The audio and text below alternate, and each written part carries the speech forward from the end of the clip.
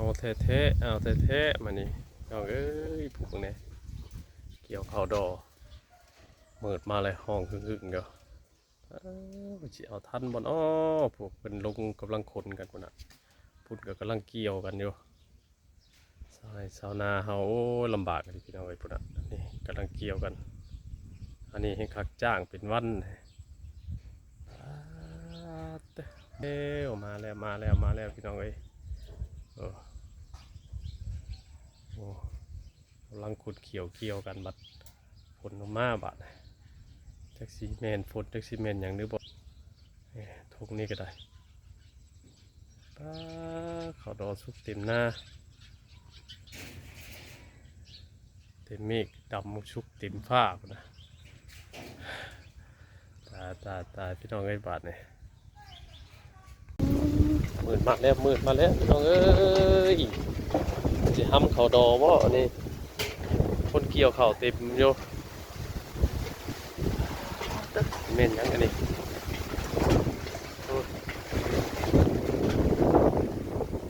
ฟ้ามืดฝนมาเลย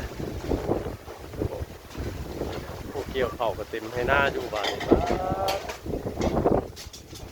ตายเม่นยังอันนี้ยังอันนี้พี่น้องเบิ่งแม่ฝนว่านี่คือว่าพายุยังกันแน่เลย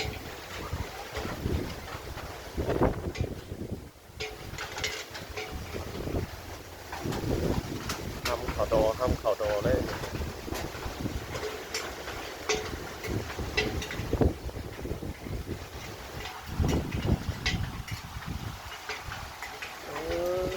มืดมาเลยแม่นลีฝนมาอีลีเนาะงานใหญ่เลยบาดเกี่ยวเข่าแม่นลีงานใหญ่เลยบาดนี้เกี่ยวเข่าดอทำเข่าดอแม่นลีพี่น้องเอ้ยฝนตกแห้งครับบาดนี้โอ้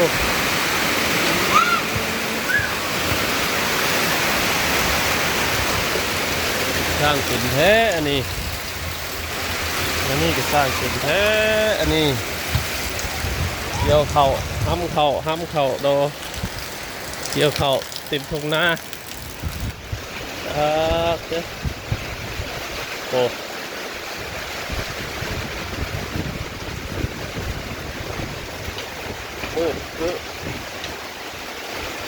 มืดเกาะมืดกองเจ้าเข้าเป็นไทหน้าบัดมาบาทเดียวผมคือพอชิมาโคตรว่าพี่น้องเอ้ยคุณนะมืดกองเอ้ยเกี่ยวเข่าเป็นวันเด้อนะคุณนะยังบริยอมยังบริพากันผิดได้เกี่ยวเข่าเป็นวันโอ้ยพี่น้องเอ้ยรับจ้างเป็นวันละ150,000วันละ150,000เกี่ยวเข่าแบบนี้มันก็เย็นเร็วสบายเลยแบบนี้นะคุณนะต่างกล้าเห็ดเนาะต่างพักกล้าเห็ดแท้อันนี้เย็นสบายแล้วเกี่ยวเข่าแบบนี้คักแล้ววันนี้คักแล้วยอมใจเจ้าของนาดิเนาะมันจะเสียเปรียบหน้าฝนตกอยู่ยังสั่งเกี่ยวเลยอันนี้นะเจ้าของหน้าใจเต็มร้อยดีอันนี้นะ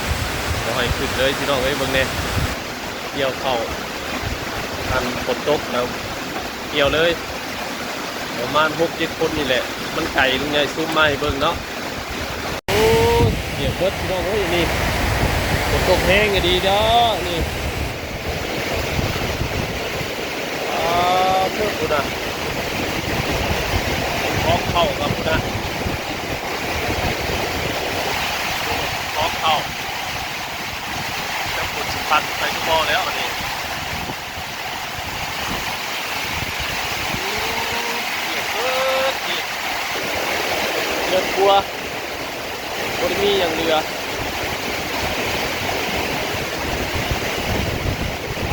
ได้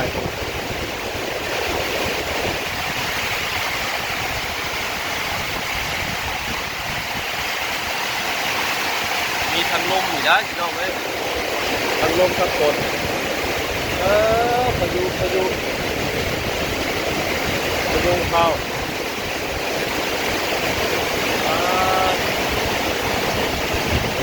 กำลังพบกองเข่าอยู่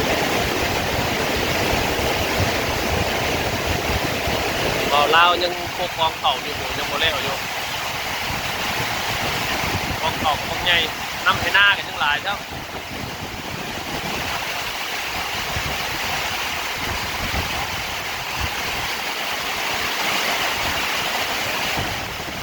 ได้พายุเข่ายามนี่พี่น้องเอ้ยนี่ตายเสาไฮเสาหน้าเฮาบาดนี่เป็นจังไดอันนี้เก็บเกี่ยวเข้าไปอยู่ให้หน้าเต็มอยู่เอาขึ้นไปยังบ่เบิด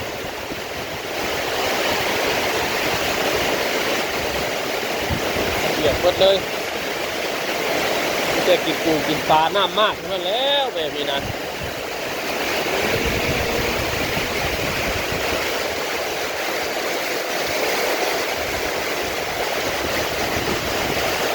ตาย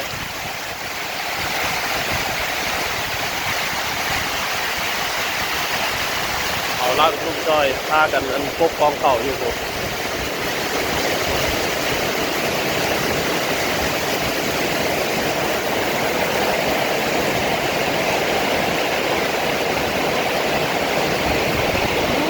ตัวเพลงอย่างนี้เลยเพลงอย่างนี้พายุย่างอันนี้พี่น้องพายุย่างมาเข่ายามนี่เข่ายามเกี่ยวเข่าดอตายเศร้าไห้เศร้าหน้าเข้าบาดเลยคุณเนน้ำมาเลยคุณนะทางตายยามเกี่ยวเข่าดอ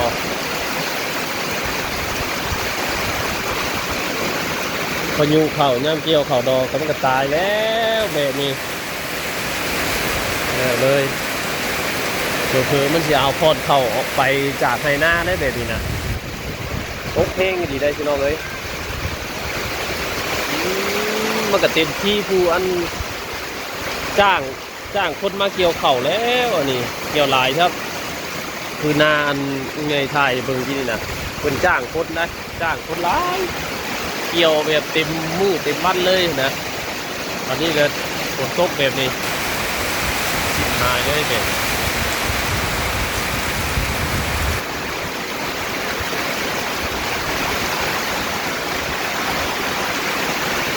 ฝากเพลงเนี่ยน้องเลยเดี๋ยวมึงไงอัปเดตในเบิ่งอีกเทื่อนึงเนาะตอนนี้ก็ยังผมมีวีแววว่าสิยุดอยู่พายุบ่ได้อันมีข่าวเลยเนาะบ่ได้แจ้งเลยบ่ฮู้เลยหรือว่าทั้งเฮาบ่ได้อ่านข่าวบ่ได้เบิ่งข่าวเราบ่ฮู้คือกันมาแบบนี้เลยนี่มาแบบบ่เตือนบ่บอกเลยบ่ฮู้ล่วงหน้าเลยนี่แล้วเพิ่นว่าธรรมชาติครับพี่น้องเอ้ยอันนี้พอแต่เมย์เฮาเบิดก็คือเบิดอันนี้ผลลังออกพรรษาได้นี่เนี่ยออกพรรษาแล้วเรียบร้อยเนาะแต่ปกติแต่เก่ามันก็สีเบิดสียุดแล้วลังออกพรรษาแล้วเกี่ยวข้าวเกี่ยวน้ำก็สีเบาบางไปแล้วฝนอันนี้ว่าได้ยังมาง่ายมาอัปเดตสถานการณ์ที่พายุเข้าเนาะพายุถล่มทั้งบ้านโคกไงแต่ว่าเมืองคล้ายๆอันติดกันแถวนี้ก็ทีมีคือกันเลยแต่ว่าอันนี้นั่นอยู่หมู่บ้านโคกไงเด้อพี่น้องเนาะพายุเข้าถล่มแล้วตอนนี้เนาะน้ำกำลังไหลนองมาคุณนะเขาหน้าปีเก็บเกี่ยวข้าวดอนี่ก็หลายพี่น้องเนาะประชาชนหมู่บ้านเฮานี่กำลังเก็บเกี่ยวข้าวดอแบบครอบครัวใดมีเงินมีคำเนี่ยเพิ่นก็จ้างเนาะจ้างคนงานแบบเกี่ยวเต็มวันนะแล้วก็หลังบางครอบครัวก็จ้างเป็นทอดเนาะบางครอบครัวบ่มีก็เกี่ยวเองเหมือนกันนะแต่ตอนนี้ก็พายุเข้ามาถล่มแล้วนี่ก็ผ่านไปแล้ว ชั่วโมงหนึงพี่น้องเนาะ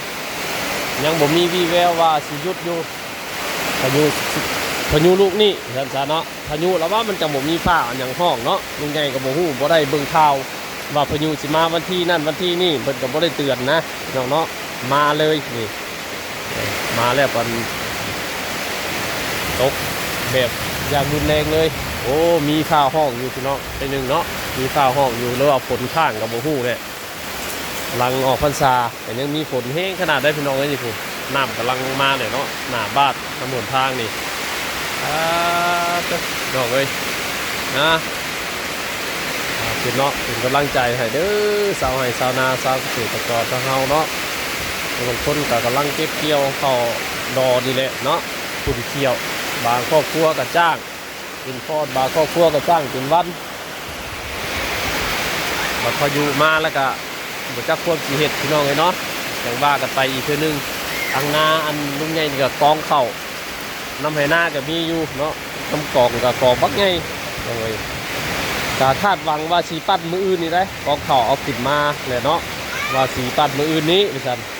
ว่ากับอันเจ้าของรถปั้นเขาแล้วว่ามืออื่นเขาจะมาปั้นให้ปั้นเอาหมากไปขึ้น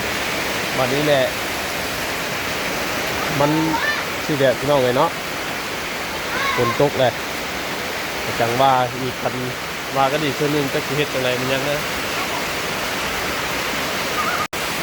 มาอัปเดตอีกพี่น้องเลยตอนนี้จะห้วยลงแน่เนาะห้วยลงแล้วห้วยลงหน่อยนึงแต่มันกะโอ้ยถล่มไปแล้วพี่น้องเลยเนาะเขาน้ำนาที่น้ำขนาดนี้เลยสิไปเรือเด้อสิไปเรียบร้อยพี่น้องเลยฝนตกแห้งขนาดนี้นะมาแบบบอกอันนั้นเลยแบบจู่โจมมาเลยนะพี่น้องเลยแบบตั้งรักตั้งตัวบ่ทันเลยเนาะกองเข่ากับเพื่อกันเล่นไปปกแล้วกับบ่ทันกองเข่าก็ได้พี่น้องเลยมาแบบนี้มาแบบจู่โจมมาแบบถล่มเลย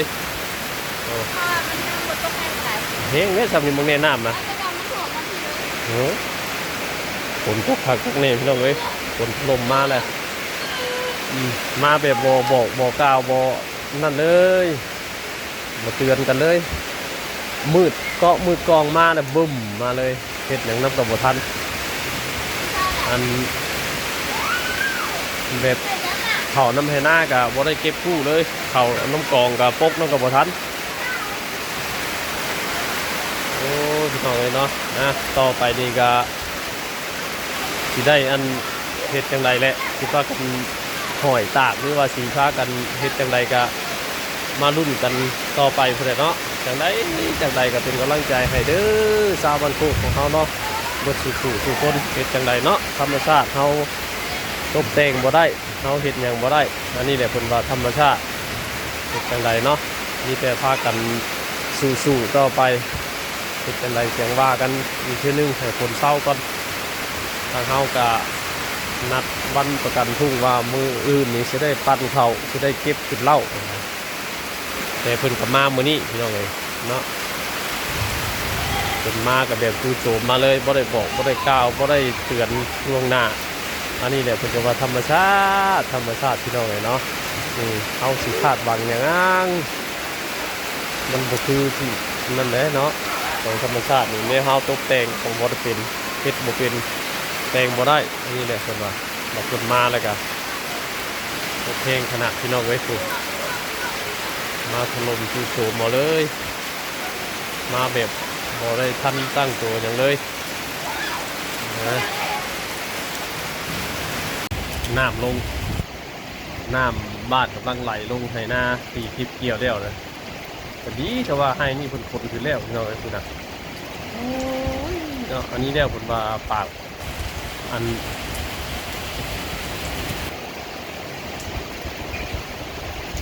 แล้วเพื่อนเนาะปากบ่ได้ไอบ่ดังพี่น้องเอ้ยธรรมชาติเฮาเฮ็ดหยังบ่ได้เพิ่นมาเพิ่นกับมาแบบนี้เพิ่นบ่เบิ่งเพิ่นบ่ฮู้ว่าชาวไร่ชาวนาเฮ็ดนาเนาะเพิ่นบ่ได้ย่านหยังเลยพี่น้องเนาะฮอดมื้อฮอดยามเพิ่นยังมียังคงยังข้างอยู่ลงมาน้ำให้นาก็เต็มน้ำให้นาก็เบิ่นอยู่ดีเพราะว่าเพิ่นเก็บเกี่ยวแล้วให้นะเพิ่นเอาขึ้นแล้วแต่ทางอื่นนั่นติว่าแล้วคุณเนาะ กับครูครอบครัวกับครูพ้นแหละเพราะว่าช่วงนี้เพิ่นก็ช่วงเก็บเกี่ยวข้าวหน้าปีหน้าดอเนาะข้าวดอไปกันจากเลี้ยวจากทั่วไปกับขุดเกี่ยวบัดเพิ่นมาอะไรแบบนี้แล้วนี่เรียบร้อยเลยแบบนี้โอ้พี่น้องเลยอะไรเนาะพี่น้องยังตกต่อเนื่องอยู่แต่ว่ายังกะบ่แห้งปานใดห่วยๆลงแน่แล้วเมื่อกี้นี่ถล่มอย่างหนักพี่น้องเลยทั้งลมทั้งฝนอาจจะว่าบ่ร้ายแรงเท่ากับประเทศอื่นที่เพิ่นถ่ายทอดมาให้เบิ่งดอกเนาะถ้าเฮาก็สิพบประมาณนี้แหละฝนก็บ่แห้งดอกพี่น้องเลยแต่ว่ามันก็การเก็บเกี่ยวข้าวหน้าปีของเฮานี่ก็เฮ็ดจังไดแหละพี่น้องเอ้ยเนาะเป็นกำลังใจให้สู้ๆเด้อพี่น้องเอ้ยเนาะบ่ชุกุทุกคนเป็นจังไดธรรมชาตินี่แหละธรรมชาติพี่น้องเอ้ยเนาะอันนี้จะว่าธรรมชาติคักเฮาตกแต่งบ่ได้แต่ทำใจหรือว่าเฮ็ดตามสถานการณ์มันเป็นไปเด้อพี่น้องเนาะจังไดมันเป็นแล้วก็เฮาก็คอยแก้ไปนำเฮาตกแต่งบ่ได้เฮาก็คอยแก้ไป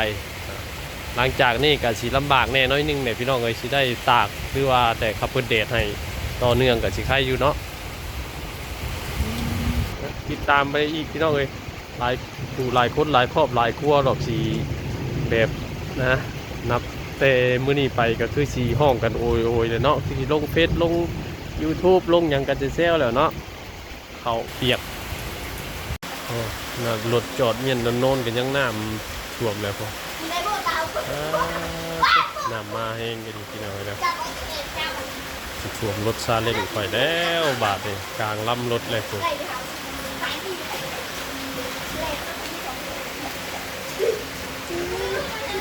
อัปเดตน้ำบาดกำลังไหลลงมา